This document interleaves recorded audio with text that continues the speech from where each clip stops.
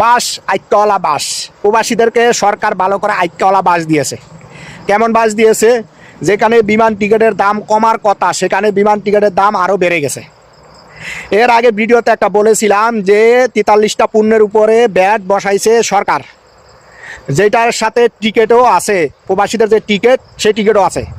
এখন দেখেন, যেই সরকারি আসুক না কেন আমাদের জন্য কি বাস রেডি করে থাকে। ডক্টর ইউনূস আহমেদ আমাদের জন্য কত কি করেছে, কিন্তু লাস্ট পর্যায়ে আইসা আমাদেরকে বাস দিয়েছে। এই মালয়েশিয়ান প্রবাসীদের জন্য তার টিকিটের উপরে যে ব্যাটটা বসাইছে ওইটা 500 টাকার উপরে আসে, যেখানে 500 টাকা কমার কথা সেখানে 500 টাকার উপরে আরও ব্যাট বসিয়ে দিয়েছে। তাহলে যেহেতু টিকিট সিন্ডিকেটের হাতে, টিকিট বাণিজ্য যে সিন্ডিকেট আছে এই সিন্ডিকেটের কারণে কিন্তু টিকিটের দাম কমতে আসে না।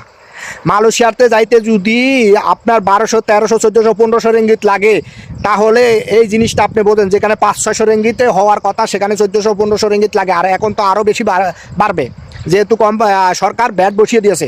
এমনিতে টিকিট দালাল চক্রের হাতে, টিকিট বাণিজ্যের হাতে, সিন্ডিকেটের হাতে। এই জিনিসটাই সমাধান করতে পারে না, অথচ আমাদেরকে সরকার বাস দিতেই আছে। আমাদের জন্য কিন্তু ভাই কোনো সরকারি কাজ করে না, সব সরকারি আমাদেরকে কি আইক্যওয়ালা বাস দেয়।